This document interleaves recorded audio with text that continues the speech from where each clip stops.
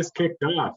Tanya, thank you so much for being our guest of honor here. I am honored to be able to interview you and just hear more of your story. We have spoken a lot about you, about how you've just been really an inspiration and somebody that, is very, very real, authentic, and relatable, that we can all learn from. And I think your story is one of I really believe it's going to help our members to be inspired, and also to help with any limiting beliefs that we all have, whatever limiting beliefs we've created through our lifetimes. And I think just building that trust and seeing people that are doing it day in and day out and breaking through what we might create in our mind as being the reason why things aren't possible, I think is really valuable for all of us. So thank you for allowing us to have this time and interview you today. So this will be a time of encouragement and really inspiration for those of you. Feel free to, put any questions in the chat box if you'd like, and we're going to go ahead and get started. So Tanya, if you could share with me, I'd love to hear kind of what, I know you started out in real estate, you were doing part-time because you also had another job that you were doing at the same time. Yes. Walk me through like the very beginning. What did you do before real estate, Tanya?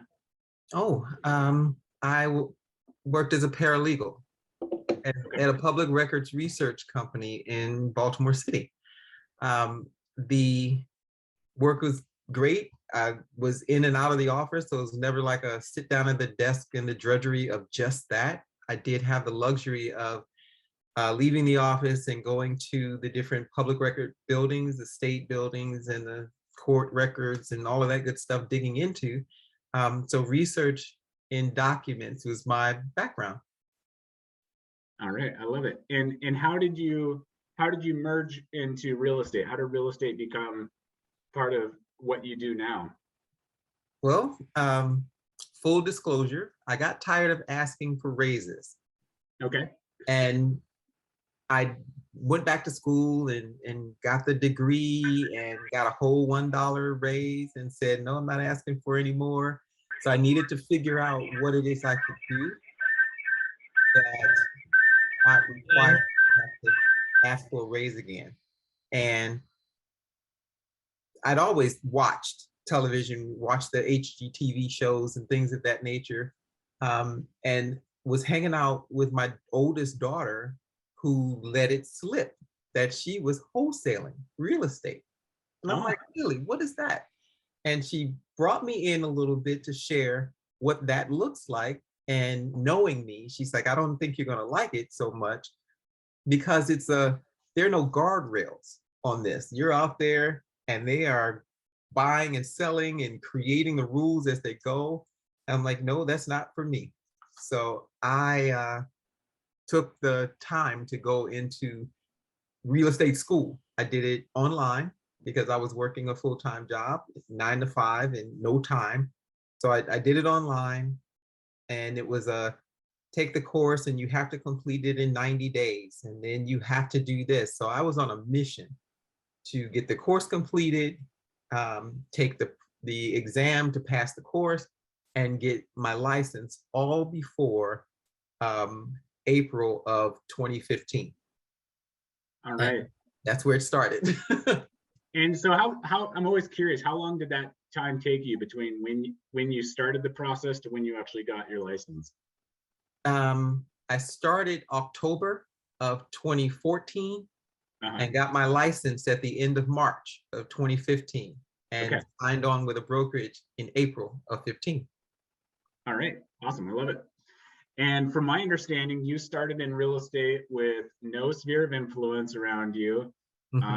You just like so many of us had your own real life challenges, caring for your elderly mother, who is it Alzheimer's that she has? Yeah, the dementia. She has dementia. And she lives here with us. So I'm from Michigan originally, and I'm here in Maryland. This is my husband's hometown, and no sphere. So mine was organic. built. I did open houses for anyone who would let me, and learned and created. And my first client came from an open house. All right. Yep. Awesome. And how long did you step into real estate doing it solo on your own, or did you join a team? What did that look like? Oh, I got the invitation to join the brokerage. And at the time, it was a new brokerage. It was KW in where we were in Pikesville. Okay. It was fairly new when I joined, and I didn't know anything about it. So I just kept showing up. And they got me into their starter class, that Ignite training at night. And I met a group of folks there, some of which were coming back into real estate, some were new like me. And we kind of built a bond there. And what I didn't join a team, wasn't on a team, didn't have time, had no idea. But everything I was doing was kind of based upon what they said to do in that training. And then I just kept showing up for stuff. So you put yourself in the way to get guidance, to learn what you need to know, and then you just took action and implemented. I did. Anything, open doors always help because people were willing to answer questions. Offering snippets and in the different trainings, I would show up and ask questions. And I have notebooks of the notes that I have taken over the years of just starting from when I showed up in April of 15. And just, there was no team, no invitation, didn't understand what that was all about. Knowing that I would do all of the stuff that they suggested to do in Ignite. And my limiting belief was that I had no sphere. Thank you. I would call my family, who are all over the states, all over the United States. I would call them and practice these scripts on them, but I had nobody here to kind of lead and talk to until I was able to go out and do open houses. And then I would call those people repeatedly. All right. I love it. And so you started this 2015. Here we are, 2022. You've been doing this for 6-7 years now. Mm-hmm. And just to give those of you on the call some context, so the last 3 or 4 years, you've been doing roughly 35 to 45 home sales per year. Is that about right? Right in that range. Right in that range. I had one really crazy year. I think that was like 17 or 18, was really crazy. I was just working, just going on appointments, just taking everything I could get. And I think it was somewhere in that 40-ish range closings. I, for years, hadn't tracked it because I'm learning. Mm-hmm. I didn't know how to be a real estate agent. I didn't know how to sell real estate. I could pass that class, and I did that very well and very fast. But it doesn't teach you how to be a real estate agent. And I knew that just coming in, somebody was going to show me something, and I was going to do it because they said do it. Well, and that's one of the things I really admire about you, and one of the things that Teal has shared, that you are very genuine, authentic, and you don't pretend to be something you're not. You were just in it to learn and get better. And just like all of us, you recognize that very humbly you were on this journey. You don't have it all figured out, and you're just going to continue to get better and learn. So if we look at like year one, do you have any idea how many homes you sold your first year when you came on as a 2 homes? One. 2 homes. One. Okay, so you sold 1 home your first year in 2015. And then in 2016, I closed 14, and I was dual career. All right. And it was in 2016 that my Teal put down that challenge to me because I'm who I am. And he said that I was stealing time.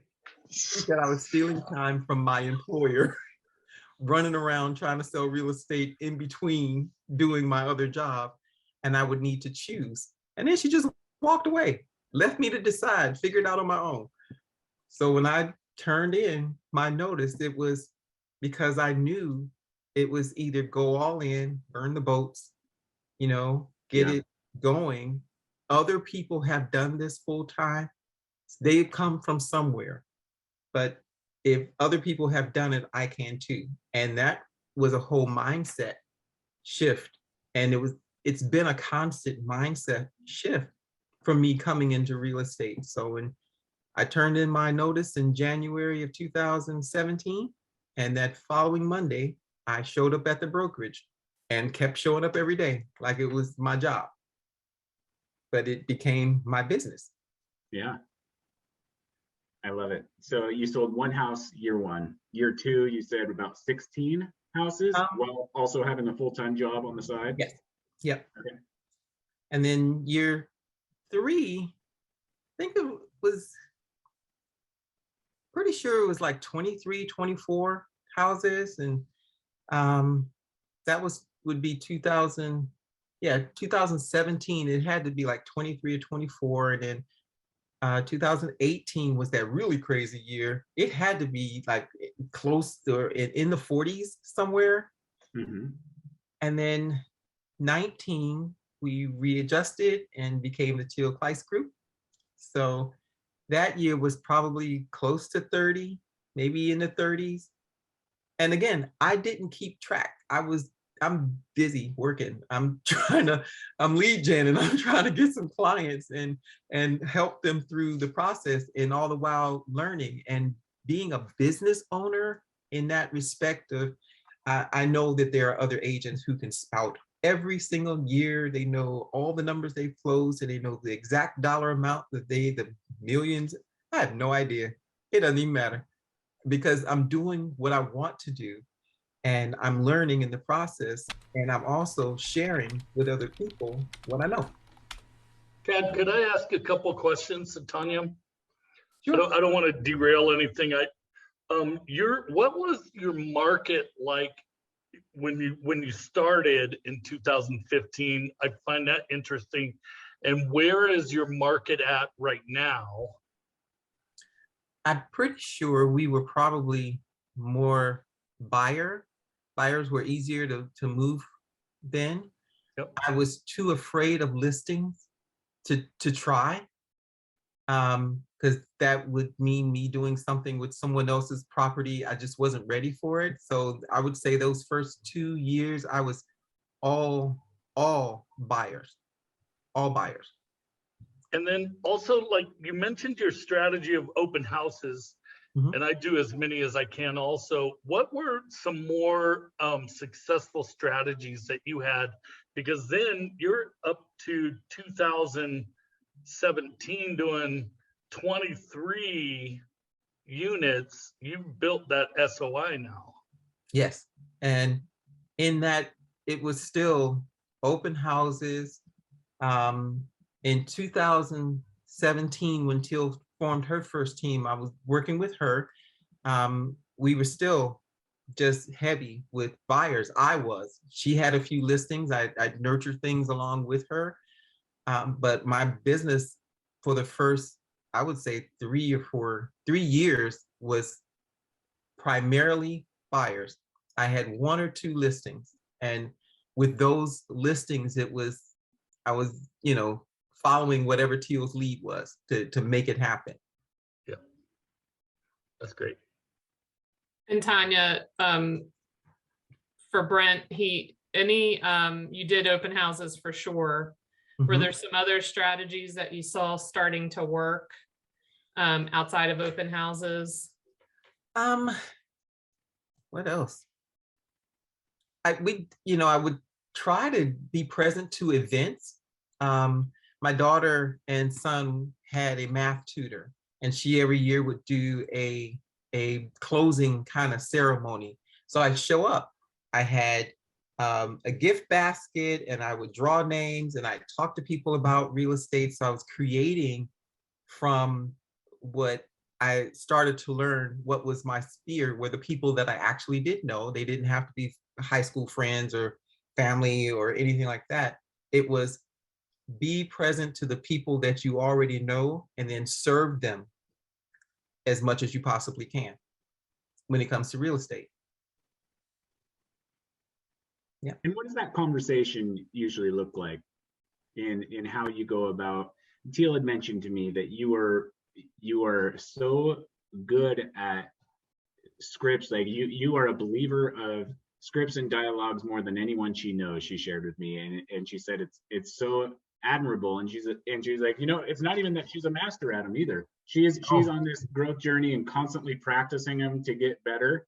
Yeah. But she truly connects and believes and understands the effectiveness of them. So what are some of the just general maybe scripts and dialogues that you've practiced and found to be effective? Definitely.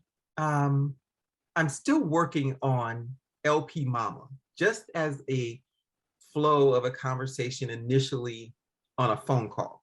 Mhm. Yet when it comes to a buyer consultation or a listing appointment, I know that, the listing process, and it starts on the phone, and then it's getting to know the neighborhood, know the community, know their house, how long they've owned it, have answers to the questions that you're going to ask before you go. Mhm. And I'm going to ask these questions, and I'm going to kind of work around what I already know to get clarity on it. And it's the proper flow starts as I step into the door. I have set the stage on the phone of what they should expect. And then I'm going to show up, I'm going to step across that threshold, and it's on for every step of the process that it's been outlined that works. Going in, and sometimes people want to take charge, and I take it back. If they tell me, okay, so let me take you around the house.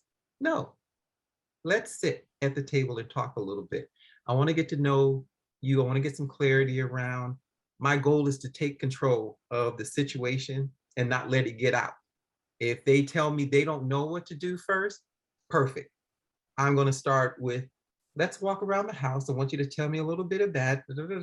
Whatever the process is, I don't want them to come. I don't want to go in a door and let them take control of it, because I'm the professional. And I'm the one that should know what steps to take through this as I become the guide for them. And it's just sticking to the script and the flow of the process.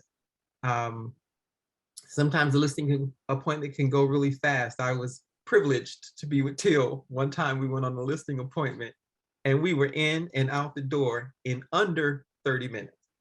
Wow. Package signed, ready to go. I was like, I have never, but that was just wonderful to know that she could listen and hear what the client was saying. Client was ready. There was no need to go through the whole process. Here's a pen, sign right here. So it's learning to listen, learning the steps in the process, move it as quickly as possible or slow it down for whatever the client needs. And the same thing with a buyer consultation.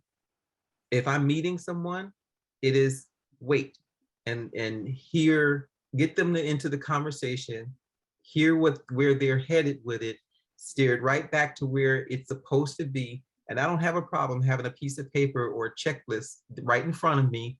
I'm the professional, but I want to make sure that I'm covering all of my key points to make sure that I know what they need. Excellent. And then in the scripts, they are built in for those steps. So whatever they're saying or whatever they're asking, I've already studied the script and I know how to respond based upon this and where to ask for the business. All those multiple times that we're supposed to ask, because oh my goodness, there's training around all of that. And that's the key to anything. I know my 5 jobs as a real estate agent. And I know that part of that is knowing those scripts. Love it. And share with us, what are the other 4? Yeah. Oh, so it's I haven't written down. So it's practice scripts, lead generate, follow up, go on appointments, and what is it? Negotiate contracts. That's great. Those are our jobs. If I can make a simple acronym for all of us to be able to remember, what are the key roles for us as a real estate professional? Plan is a good acronym. P is for prospecting. L is for lead follow-up. A is for appointments, so attending appointments. Mhm. And N is negotiating contracts. Yep. So what's your plan for success? Just remember that. If you get off course and forget, what is it that I'm supposed to be doing right now to get me Yeah. where I want to go? Go back to the plan. Yeah, back to the basics, because it's foundational for everything. Yeah, and that's another thing that I've heard about you, Tanya, that you've really done a great job of focusing on those foundational things and staying focused and committed there and trusting the process. So if we could go back, one of the things I'm always curious about, as you're ramping up your business, you're working a full-time job elsewhere and starting your career in real estate. What did your work-life balance look like that? Where did you figure out a way to have expectations and boundaries with your clients, everyone around you, or were you very much so, counterbalanced, knowing like this is a season that I need to go all in here in order to help me get to where I want to go eventually? I knew that I didn't know where I was going with it, honestly. It started out with maybe I could do this part-time. And I had so many agents, well-meaning, tell me, no, you won't be as successful as you possibly can doing it part-time. And these were people who I just met. Didn't know me, but I just met them, and that was their word to me. I'm like, no, I was in a mindset of, don't tell me I can't do something. So now I have to show you better than I can tell you. And that's how I went from closing 1 the first year to closing 14 the next year, dual career. Knowing, and in that time, there was no counterbalance. I only have so many hours in the day. So if that meant I was going to the brokerage super early in the morning to do a couple things before I got on that train to ride downtown Baltimore to work to 5 o'clock, to get off the train to maybe go to a listing appointment or to go to a buyer consult or something like that, because this is well before Zoom and anything like that. Heavy on the weekends, heavy, super busy on the weekends, super busy on some evenings. And knowing that I was going to do training or reading or something like that, there was days where, yeah, I'm getting like 4 or 5 hours of sleep. That's it. But that's all the time I had. So every day I got up, it was the mission to, I learn this, I need to do that, I have to do this. And I can't say that my family fully understood, because I do come from a military background and everybody understands working a job.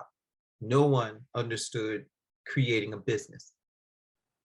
So I was in to learn and to convince them that this was all possible. That's so good. Yeah. Thank Can you. I ask a question? Is that okay? Yeah, please do. So what kept you motivated that first year where you're doing all this work and then you sell one, you have one close, right? So what, at what point did you ever have a point where you wanted to quit? I mean, what kept you really going? No, well, honestly, the very first closing I had, and this is where the mind is, right? I'm an employee. I've always worked for people. That very first closing, I got the check and I didn't know what to do with it because it was in between pay periods. There was nothing to pay. So what was I supposed to do with this? And then it was like a couple of weeks later, we were in productivity coaching and they were talking about mindset and they were talking about the power behind affirmations. I was so leaned in to the possibility of this without knowing it, that learning one of those, the 80-20 concept, all of that stuff, I didn't know anything about, because you don't need that when you're an employee. You do need it when you're a business owner. And so I started leaning into that motivation. There was no point when I was going to quit, because I had so many people telling me that this is not something you can do. I'm so worried about you. Don't want you to lose your job. I was so upset with so many people telling me, feeding that negativity into me, that I just leaned harder into making it work, still not knowing where it was going, just knowing I needed to make it work. And slowly but surely, it just became a, I'm good at this. I can actually do this. Didn't know, but I can do this. That's so good. And are you still working with buyers today? Yeah, still work with buyers. I definitely want to lean more into listings. I'm no longer afraid of them. I still work with buyers, and I'm open to pretty much all buyers. And I say that because there's some that kind of get out the box, but I'm pretty open and can work with anybody. But yeah. Your first listing, was it through lead gen? Think of your very first listing. Mm-hmm. Was it through a past client or a brand new client? It was a referral from a lady I rode the train with, had a friend who was a lender who had a client that was tough. And she referred me to the lender. The lender referred the client to me. And I served her as well as I could until I got fired. But I was like the third agent that she had fired. And it was, I don't know what the deal was with that, but it became more personal for her. And I didn't get that. She didn't like my clothes. She told me that. I don't like your clothes. I'm like, okay. I can't, you're fired. Brought the note to the brokerage, brought a note to the brokerage and dropped it off, letting me know that I was fired. I was like, well, she put it in writing like she's supposed to. Next. And you say next and move on. Yeah. we have a little thing around here in Tacoma where when those things inevitably will happen throughout your career, we take 5 minutes, we bitch and moan about it, we complain, we play a little like sad tune, and then we say next and move on. Yeah, for sure. You got 30 seconds to pout and you need a new client. Yeah. Yeah. So Gisela asked one of my questions, did you ever want to quit? No. So I couldn't.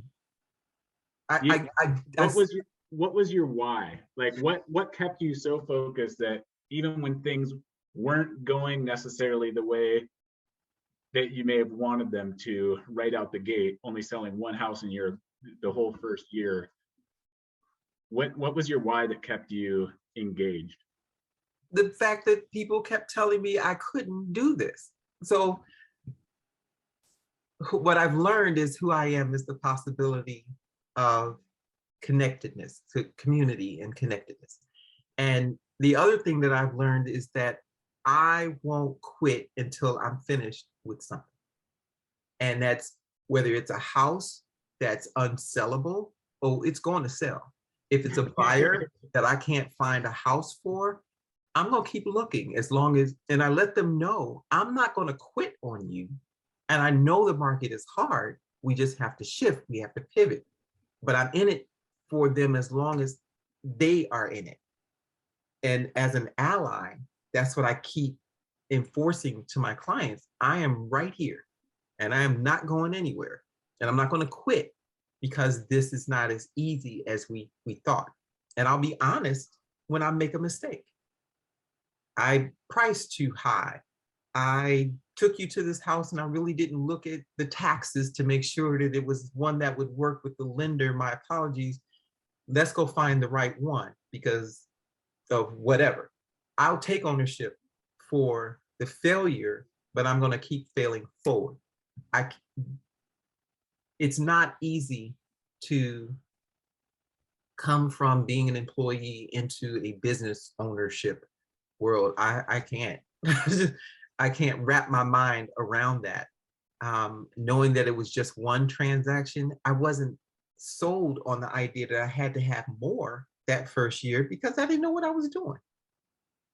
I didn't. And then when it became that second year and things were started moving, I still was in the space of, I'm doing it right. Okay, so let me go do it again. And I'm doing this right, so let me go do it again. There was no count of I'm earning, so I need to, no, I know that I know what I'm doing. I know I'm doing this right. So let me keep doing what I'm doing or learning so it can grow. Mm-hmm. But there was no, I did not have the notion to quit because I didn't earn enough money or I didn't close enough deals. I made a mistake. I'm not perfect. Mm-hmm. Not perfect, but I'm open to the growth still, because there's still a lot to learn. Absolutely. Are there things, I would have to imagine there are, I know there are for me, I think there are for all of us, like what are the things you don't like about your job? Like what are the things that you're like, oh, or do you just absolutely love everything about what you do? No, I don't like sometimes I don't like the creepy people. The clients, they can be super creepy. I don't necessarily like going into the rougher areas of our city. I don't, but I know who I have to be when I show up there. So some of the rougher areas are, they're just rough. And I don't care what nationality I'm talking about. I just know that they're rough. So when I know I'm going someplace I'm not familiar with, I step out my vehicle in such command authority that people are looking at me and I'm saying hello. My sister-in-law told me once I always look like the lady from Department of Social Services when I show up someplace. So they don't know who I am or what I'm there for, but I show up with that much authority where I'm gonna not be afraid. And I'm going to go in there, and if I make a connection, the right connections, it's good. If I don't, it's okay. I'm gonna get in my car and go home. But those are the things that are the biggest challenge for me. And the other piece is working with agents who are not in it for their clients. Working with folks who are, no, I can't help this person. I'm not willing to bend on this to see if we can make something work. Or anybody that shows up like that is not about they are not about the business of real estate from what I was taught. And in that space, I kind of let them know at the end that this was not cool and they could be better. And then I keep it moving. Katie Evans says Tanya is a badass. So Teal had mentioned to me too that you are very much so like find significant value and just find yourself to be better in a team environment. Can you talk to me about that, expand upon that, what your experience has been? Because you started out on your own, right? And then you've since, as your business grew, you joined a team. Yep. Well, it was in part, so yes, Teal invited me to not just join the team. I went through the whole, what is it, the KPI thing, and went through that. The CV process. Yes. Mm-hmm. And learned a lot about myself. And just being open to what that means in the space of being in partnership with someone, that's a higher level of partnership to me than even when I served as a Marine. Knowing that you are connected with a person, it's like your two pillars holding up this platform and your goals are aligned. have to be the same to kind of keep everything balanced. Working with people who think in those terms, who move forward in those terms, it can only be a benefit to you, not just on a business level, but on a personal level. And I find the connection just glorious. I find it glorious. I thrive on it, even because where you are in Tacoma, is that right? Mhm. Right. And we're having this whole conversation, and it's nurturing. It helps you grow. There's no growth, you know, a seed needs some shade, it needs some sun, it needs some rain, it needs all of that. And on a team, you can get all of that and grow strong, deep roots. I love that analogy. I and as you're saying all of this, Tanya, I can't help but just notice as I'm also getting to see Teal on her camera. This whole interview, she just is like glowing with pride over like who she's in business with, and I can just see it like radiates from her how proud she is of who you are and what you're doing and what you're becoming here. So it's really cool. I think she's Yeah. tearing up now. I have learned so much from her, and coming into real estate on the tip of I'm not asking for another raise ever again in life. It was hone that into the straight way of real estate and what all that it opens up. It's a straight gate to get to this wide open field of all these possibilities. It's not easy. Yet, if you are open to the growth, stay in a learning mindset, this can be great. And I find all of that on the team, especially when we get the good ladies in and the gentlemen to join the team, and everybody is of the same mindset. We are a train moving. We're going to make some stuff happen here in Maryland. It's going to be great. That's awesome. And I understand you, Tanya, you show up. So you, when it comes to prospecting, you are always showing up. And even when you don't, you do things imperfectly, and yet you do it anyway, and you learn from it and you get better at it.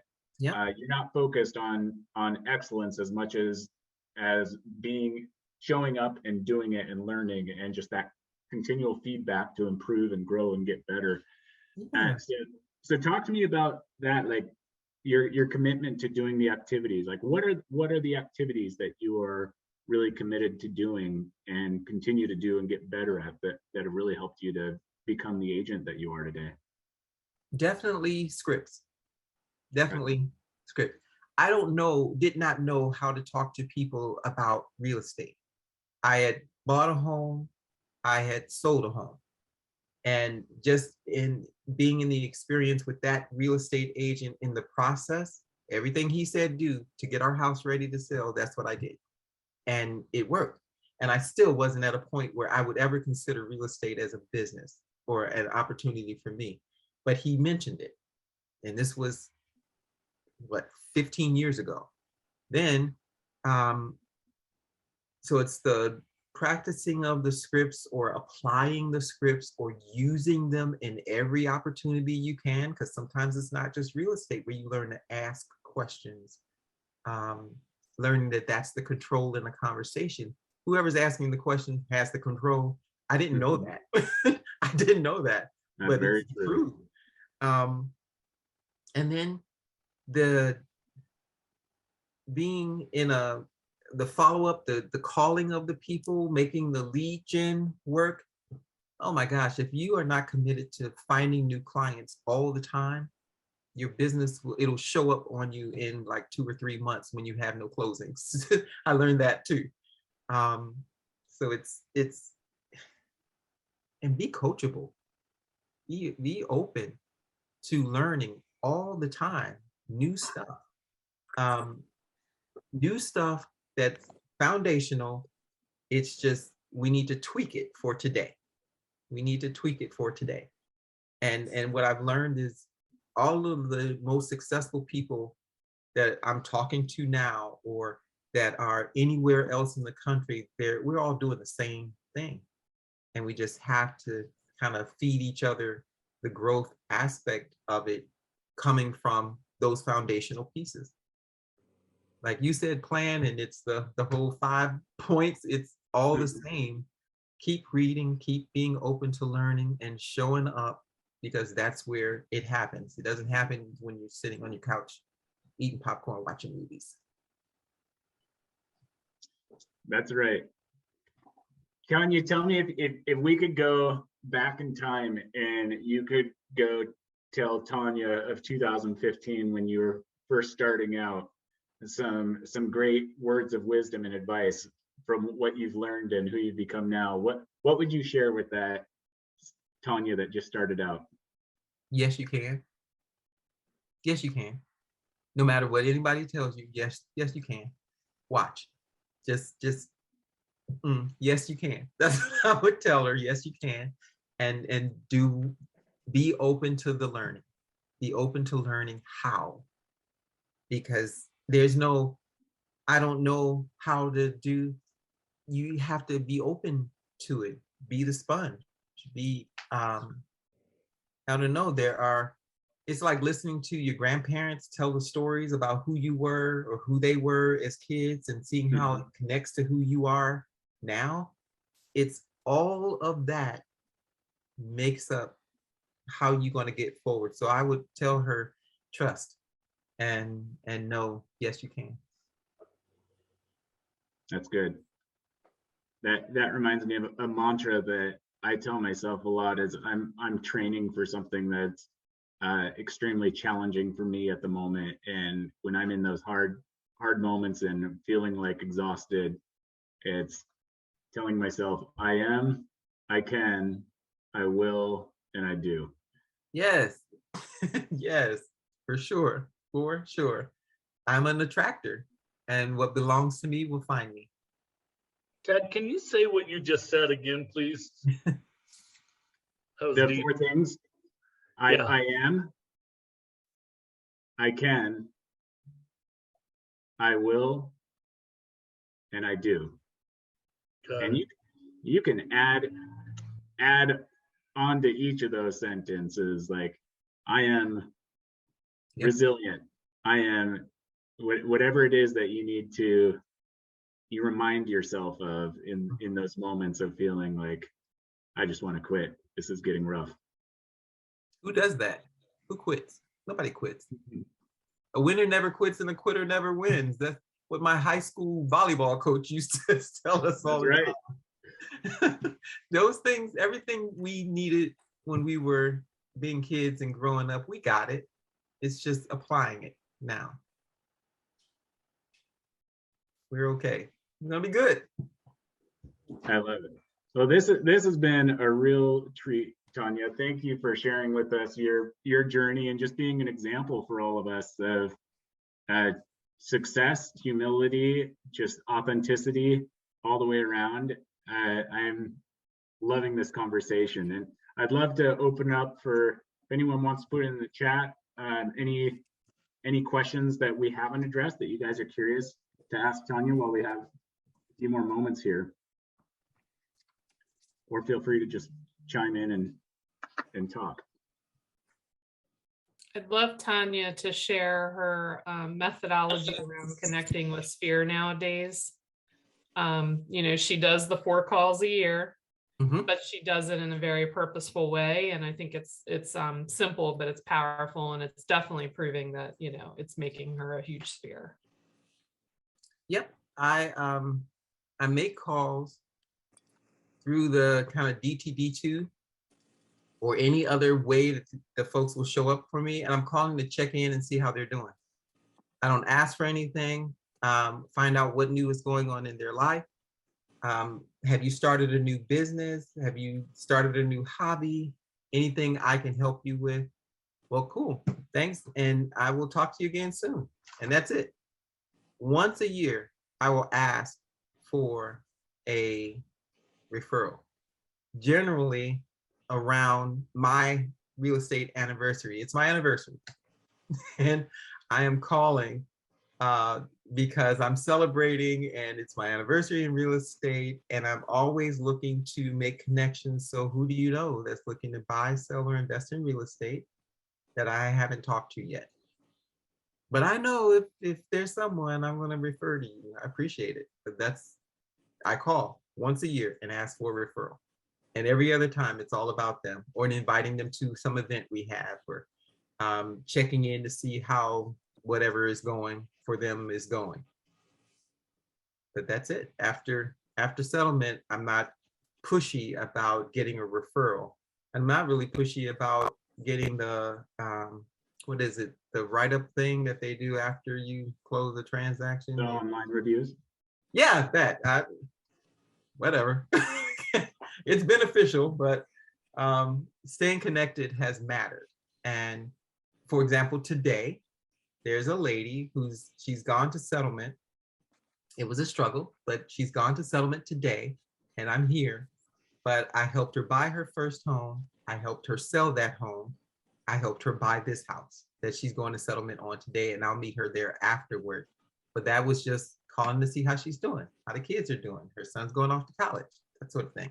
Staying connected. And she's referred to me several people in the process because I'm staying active and staying connected.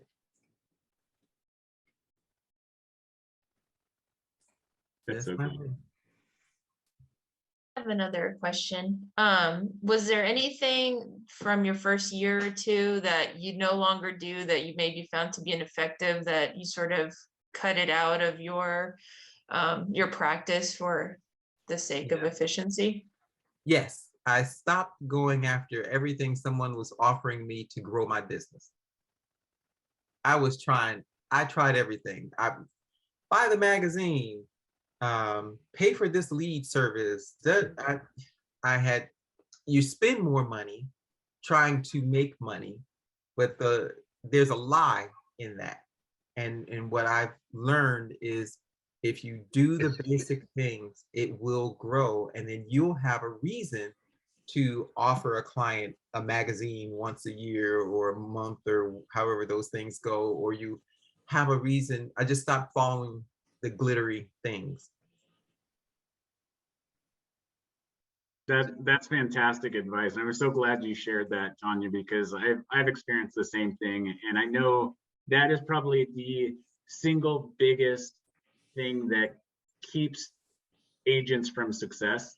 Is we have so many shiny objects in this industry, and it's always, oh, if you just, all it would take is to close one more deal and it would pay for this service, whatever it's going to be.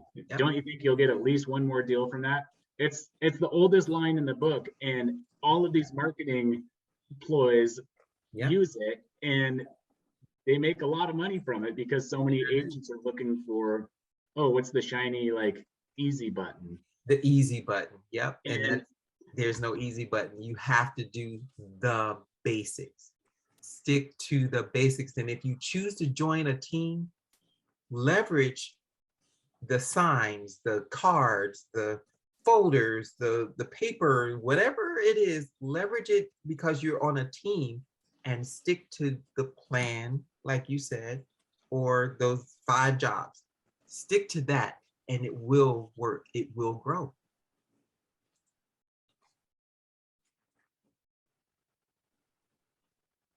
Not an easy thing, right? No, it's not. It really isn't. It's hard. Sit on your hands and make your phone calls to say that, because I was scared. You get scared to make those phone calls up front. People you don't know, but they don't know you. They don't know you, and you use your script to make it happen. Look for the no. You'll find a yes. This has been so good, Tanya. Thank you so much for all of this. Oh yeah, anytime. Tanya, I have a question. I'm sitting with my office mate here. What is like your favorite script to where you know you're going to hit it out of the park?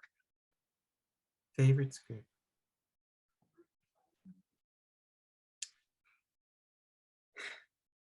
The challenge script when people are asking you to reduce your commission. And I've worked on a couple, different ones, the one that feels comfortable is, you want me to reduce my commission? What do you do for a living? And you went to work today and you did your job excellent, I'm sure, because you wouldn't be here talking to me about buying a house or selling a house. I get that. And what would have happened if your boss came and asked you, I want you to do this big project, but you're not going to get anything extra for it. Matter of fact, I need you to take a cut in pay, but I need you to do this project to the fullest extent of all of your knowledge. Would you take the pay cut? You wouldn't. But you're asking me to offer you all of my services that I've just laid out and cut it back. So tell me what you don't want me to do.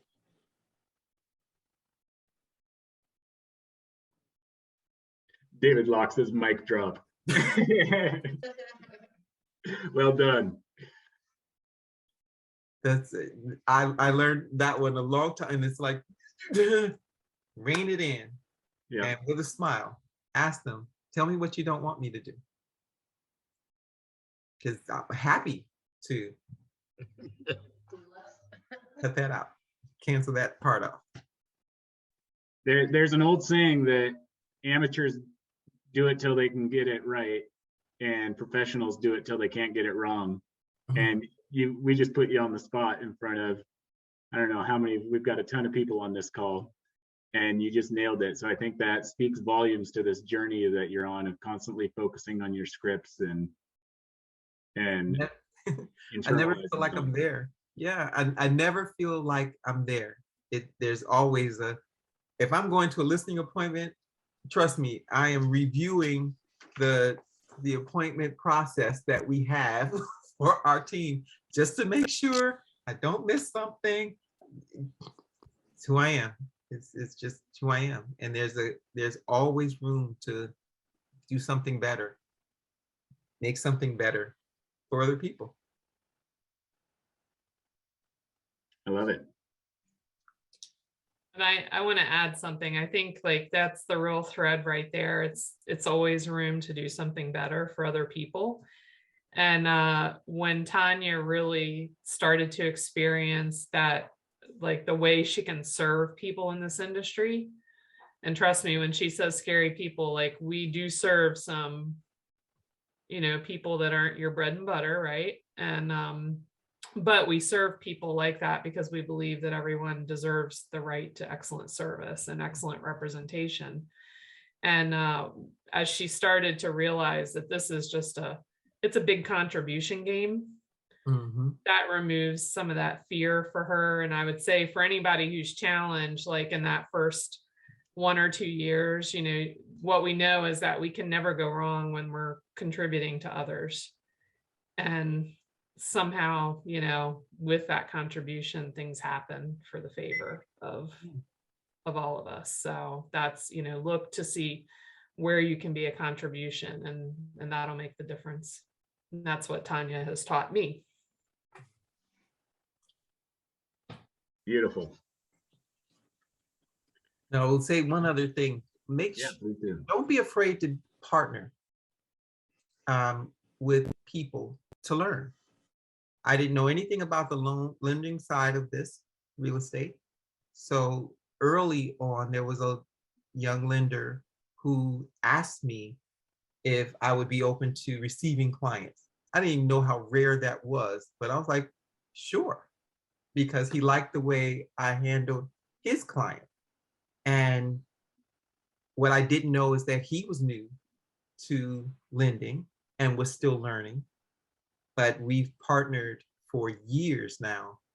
And he absolutely referred people to me, and I got them through the real estate side as he got them through the loan side. And I learned a lot about the lending process along with him.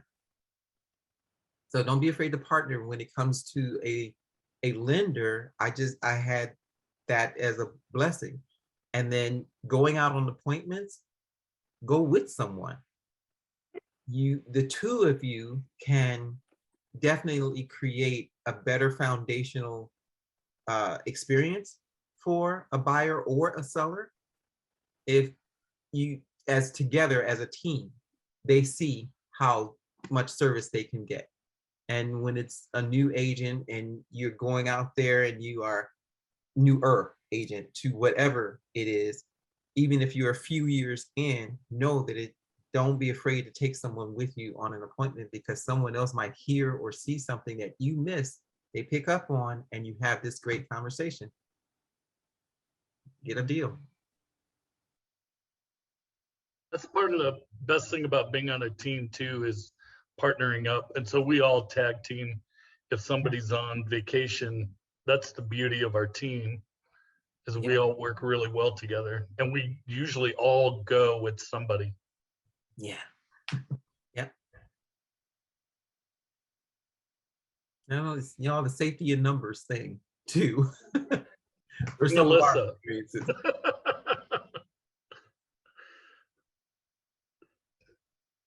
All Chelsea right. says that if you bring Alyssa, they don't know they're going to sign, but they're going to sign. Ain't that the truth? Yeah. That's great. Cool. Well, thank you again, Tanya, and thank you all the 5 doors for the great questions that you brought to this as well. This was awesome. I look forward to doing more of these, and I look forward to those of you that joined us for this interview to be one of our future interviewees, that we're able to really just celebrate the success that you've had through, really, like Tanya was saying, just doing the work. Like, just don't try to get distracted by all the shiny offerings and everything. You know, make the calls, get after it, come from contribution, follow the plan, get those scripts dialed in, and watch your business flourish. Okay. Thanks, you. Tanya. Thanks, Chad. Thank you, Tanya. Thank you, everyone. Thanks, Tanya. Tanya. Appreciate it.